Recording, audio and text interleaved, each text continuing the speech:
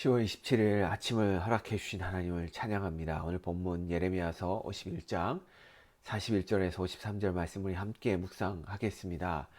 41절부터 43절은 여전히 바벨론의 파멸에 대해서 언급을 하고 있죠. 슬프다 새삭이 함락되었다. 새삭은 바벨론을 의미합니다. 온 세상에 칭찬받는 성읍이 빼앗겼도다. 슬프다 바벨론이 나라들 가운데 황폐하였도다. 바다가 바벨론에 넘치며 그 노도 소리가 그 땅을 뒤엎었도다. 그 성읍들은 황폐하여 마른 땅과 사막과 사람이 살지 않는 땅이 되었으니 그리로 지나가는 사람이 없도다.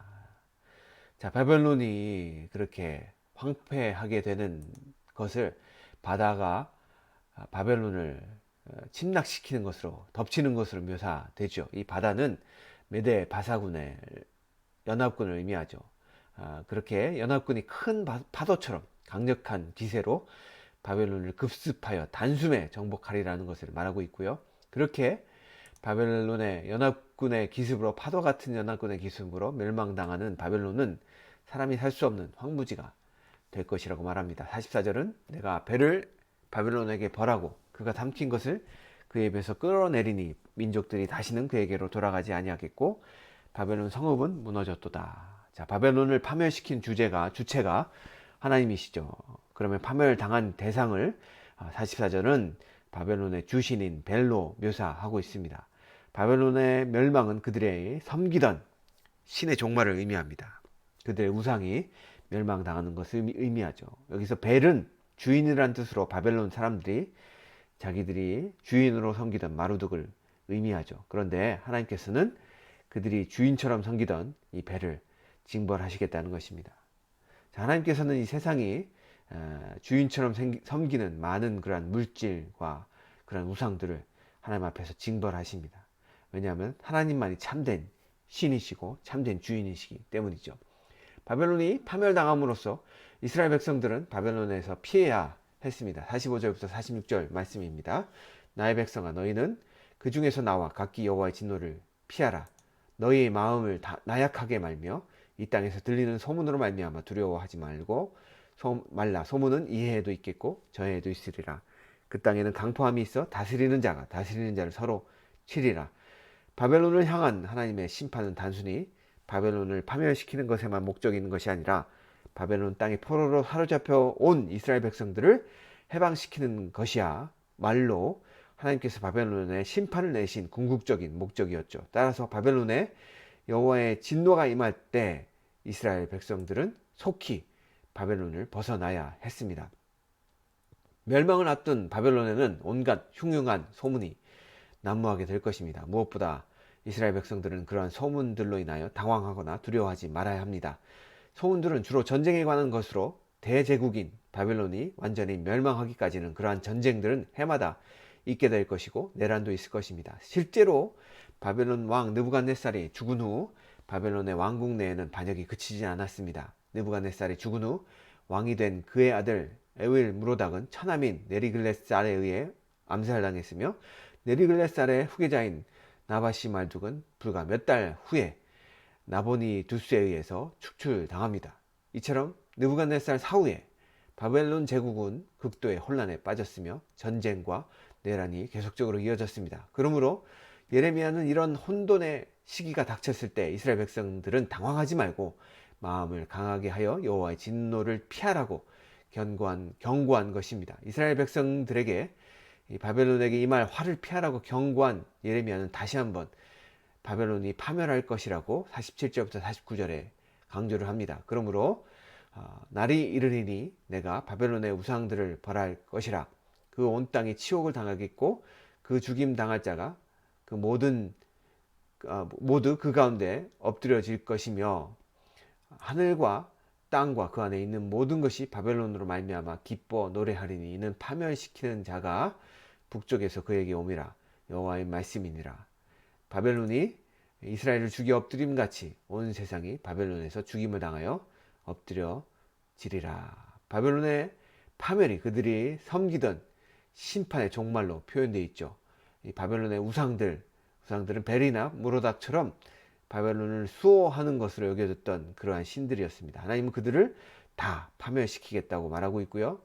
그리고 바벨론을 파멸시키는 자들이 그들을 유린하고 짓밟을 때 왕과 방백들과 군사들과 백성들이 살육당하고 그 시체가 쌓여질 것입니다. 그런데 바벨론이 이처럼 무자비하게 살육을 당하는 것은 과거에 그들이 이스라엘 백성들을 무자비하게 살육하였기 때문입니다. 하나님께서는 바벨론이 행한 대로 갚아 주실 것입니다. 하나님의 진노의 심판을 당하는 바벨론 땅에서 피하여 살아남은 이스라엘 백성들은 예루살렘으로 돌아가야 합니다. 50절과 51절을 읽겠습니다. 칼을 피한 자들이여 멈추지 말고 걸어가라. 먼 곳에서 여호와를 생각하며 예루살렘을 너희 마음에 두라.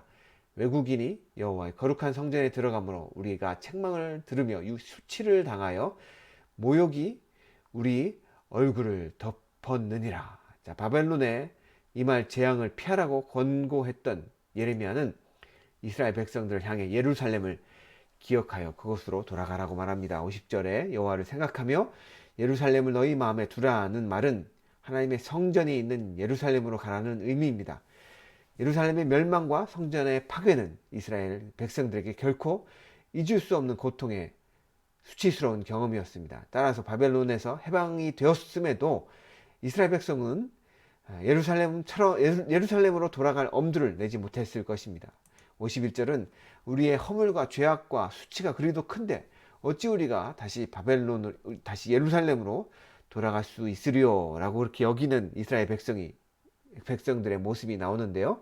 그렇게 고통과 수치의 기억으로 인해 감히 돌아갈 엄두를 내지 못하는 이스라엘 백성들을 향해 선지자는 다시 한번 하나님께서 바벨론을 심판하신다는 사실을 선포하심으로 그들에게 돌아갈 것을 격려하고 있습니다. 52절부터 53절을 읽겠습니다. 보라, 날이 이르리니 내가 그 우상들을 벌할 것이라. 부상자들이 그 땅에서 한숨을 지으리라. 여호와의 말씀이니라. 가령 바벨론이 하늘까지 솟아오른다 하자 높은 곳에 있는 피난처를 요새로 삼더라도 멸망시키는 자가 내게로부터 그들에게 임하리라. 여호와의 말씀이니라. 자, 과거에 바벨론이 예루살렘을 함락시키고 하나님의 성전을 파괴할 수 있었던 것은 하나님께서 그들을 통해 유다를 치기로 작정하셨기 때문입니다. 그러나 이제 하나님께서 바벨론을 심판한 식으로 작정하셨습니다. 바벨론의 우상들은 징벌을 당하고 그것을 섬기던 사람들은 칼에 엎드려져 신음을 하게 될 것입니다. 하나님께서 작정하신 이상 그들이 하늘까지 솟아오를지라도 높은 곳에 피난처를 삼을지라도 멸망이 그들에게 임할 것입니다. 사랑하는 성도 여러분, 오늘 말씀을 통해 깨달을 수 있는 교훈은 무엇일까요? 저는 오늘 말씀을 통해 하나님께서 멸망할 나라, 이 바벨론에 거하고 있는 이스라엘 백성에게 하시는 말씀이 있다고 생각을 합니다. 그 말씀은 이 땅의 순례자로 살아가는 우리들에게 주시는 또한 귀한 교훈이라고 생각을 합니다. 여러분, 그리스도인들은 이 땅에 속한 자들이죠. 이 땅을 살아가야만 합니다. 그런데 이 땅은 마치 바벨론처럼 그렇게 멸망당할, 사라져버릴 그러한 도성들이죠. 우리 그리스도인들은 이 땅에 살지만 그러나 우리는 예수께 속한 자들입니다. 하늘에 속해서 하늘나라를 향해 가는 순례자들이죠.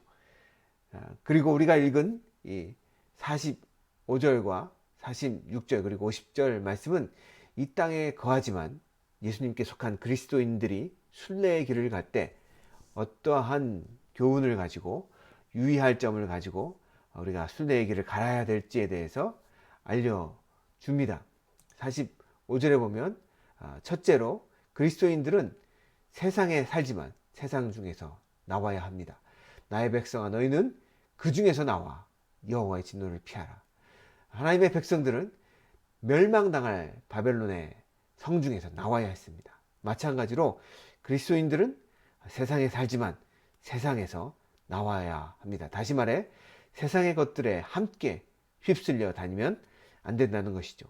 왜냐하면 세상의 것들은 이미 하나님의 진노가 임했기 때문입니다.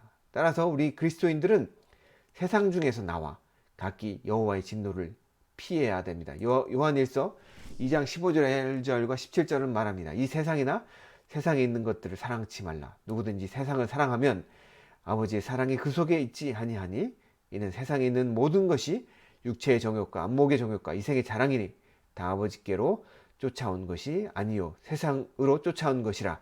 세상도 그 정욕도 지나가되 오직 하나님의 뜻을 행하는 이는 영원히 거하느니라. 둘째로 46절인데요. 그리스도인들은 세상에서 들리는 소문으로 말미암아 두려워하지 말아야 합니다. 그 마음을 나약하게 하지 말아야 합니다. 왜냐하면 세상은 원래 그런 곳이기 때문입니다. 우리를 간담이 서늘하게 하는 소문들은 어제도 있었고 오늘도 있을 것이고 그리고 내일도 있을 것입니다. 왜냐하면 세상은 서로의 욕망을 채우기 위해서 그렇게 싸우는 곳이기 때문입니다. 그러나 우리 그리스도인들은 세상의 권력 암투나 갖은 소문들에 휘둘릴 필요가 없습니다. 그 모든 것 뒤에 계신 하나님의 주권과 구원을 믿으면서 세상에서 담대하게 살아가야 할 것입니다. 마지막으로 50절입니다. 그리스도인들은 하나님을 생각하며 천국의 마음을 두고 천성을 향해 순례길을 결코 멈추면 안 됩니다. 이스라엘 백성들이 멸망당할 그러한 바벨론을 피해서 나왔다면 그들은 멈추지 말고 여호와를 생각하며 예루살렘을 마음에 두고 예루살렘으로 돌아가는 순례길을 행해야 됐습니다. 마찬가지입니다. 그리스도인들도 그들의 마음에 하나님을 생각하며 천국을 마음에 두고 천성을 향한 순례길을 이어가야 합니다. 하나님께서는 우리를 하나님의 약속대로 끝까지 지켜서 당신의 거룩한 도성으로 인도해 주실 것입니다. 할렐루야.